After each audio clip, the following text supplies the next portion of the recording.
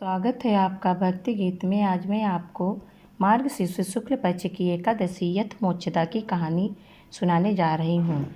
श्री अर्जुन बोले, हे भगवान, आप तीनों लोक के स्वामी हैं, सबको सुख देने वाले हैं और जगत के पितर हैं, इसलिए मैं आपको नमस्कार करता हूँ। हे देव, आप सबके हितैषी हैं, कृपया कर मेरे एक संयम को दूर कीजिए। मार्गशीर्ष की कृष्ण पक्ष की जो एकादशी होती है उसका क्या नाम है? उस दिन कौन से देवता की पूजा की जाती है और विधि क्या है? भगवान कृष्ण बोले, हे अर्जुन, तुमने अत्यंत उत्तम प्रश्न किया है, इसलिए तुम्हारा यह संसार में फैलेगा। तुम ध्यान पूर्वक सुनो। मार्गशीर्ष माह के शुक्ल पक्ष की एकादशी अनेकों पापों को नष्ट करने वाली है। यह मोक्षदा के नाम से प्रसिद्ध है। इस दिन श्री दामोदर भगवान की पूजा धूप, दीप, नैवेद्य आदि से भक्तिपूर्वक करनी चाहिए। हे अर्जुन, अब मैं एक पुराण की कथा कहता हूँ। इस एकादशी के व्रत के पुण्य के प्रभाव से नरक में गए हुए माता पिता पुत्र आदि को स्वर्ग की प्राप्ति होती है। इसलिए कथा इस प्रकार है, तुम ध्यानपूर्वक सुनो। प्राचीन गोकुल नगर में वैखानस नाम का एक राजा राज करता था। उसके राज्य में चारों वेदों के ज्ञाता ब्राह्मण रहते थे। रात्रि को एक दिन स्वप्न में राजा ने अपने पिता को नरक में खड़ा देखा। उसको स्वप्न में देखकर बड़ा आश्चर्य हुआ और प्रातःकाल होते ही वह ब्राह्मणों के सामने अपनी सब स्वप्न कथा कहने लगा। हे ब्राह्मण, रात्रि को स्वप्न में मैंने अपने पिता को नरक में खड़ा देखा और उन्होंने मुझे कहा कि हे पुत्र, मैं अब नरक भोग रहा हूँ, मेरी यहाँ से मुक्ति करो। जब मैं उनके यह वचन सुने हैं तब से मुझे चैन नहीं है। मुझे अब राज्य, सुख, ऐश्वर्य, हाथी घोड़े, धन, स्त्री, पुत्र आदि कुछ भी सुखदायक प्रतीत नहीं होते हैं। अब मैं क्या करूं, कहाँ जाऊं? इस दुख के कारण मेरा शरीर तप रहा है। आप लोग मुझे किसी प्रकार के तप, दान, व्रत आदि बतावें जिससे मैं पिता को मुक्ति प्राप्त हो।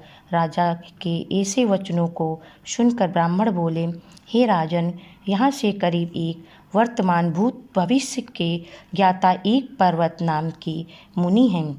आप यह सब बातें उनसे जाकर पूछ लीजिए, वे आपको इसकी विधि बता देंगे। राजा के ऐसा सुनने मुनि आश्रम पर गए। उस आश्रम में अकेले शांतिचित योगी और मुनि तपस्या कर रहे थे। उस स्वयं चारों वेदों का ज्ञाता पर्वत मुनि दूसरे ब्राह्मण के समान बैठे थे। राजा ने जाकर उनको प्रणाम किया। पर्वत मुनि ने उससे कुशल क्षेम पूछी। तब राजा बोले, हे देव ऋषि, आपकी कृपा से मेरे राज्य में सब कुशल है, परंतु अकस्मात एक विघ्न आ गया है जिससे मुझे अशांति हो रही है। अब आप कृपया करके मेरे इस संशय को दूर कीजिए।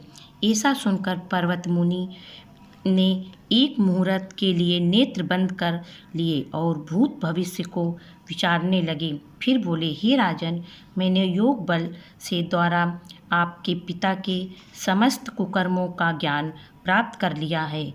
उन्होंने पूर्व जन्म में कानंतुर होकर सौत कहने पर अपनी दूसरी रानी को ऋतुदान मांगने पर भी नहीं दिया। उसी समय पाप कर्म के फल से तुम्हारा पिता नरक में गया है। तब राजा बोला कि हे भगवान, मेरे पिताजी के उद्धार के हेतु आप कोई उपाय बता दें। तब पर्वत मुनि बोले, हे राजन, मार्गशीर्ष मास के शुक्ल पक्ष में जो एकादशी होती है, उस एकादशी का आप उपवास करें और उस उपवास में पुण्य को अपने पिता के निमित्त नाम लें, संकल्प छोड़ दें। उस एकादशी के पुण्य के प्रभाव से अवश्य ही आपके पिता की मुक्ति होगी। मुनि के वचनों को सुनकर राजा अपने राज्य को आया और कुटुंब सहित मोक्षदा एकादशी का उपवास किया। उस उपवास के पुण्य को राजा ने अपने पिता को दे दिया, अर्थात संकल्प छोड़ दिया।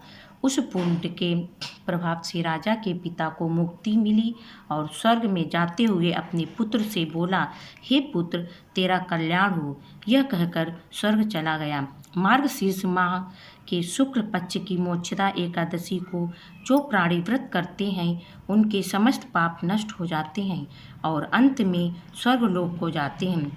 इस व्रत से बढ़कर मोक्ष देने वाला दूसरा कोई भी व्रत नहीं है। इस व्रत कथा को सुनने व पढ़ने से वाजपेय यज्ञ का फल मिलता है। यह व्रत मोक्ष देने वाला चिंतामणि के समान है। जय हरि कृष्ण।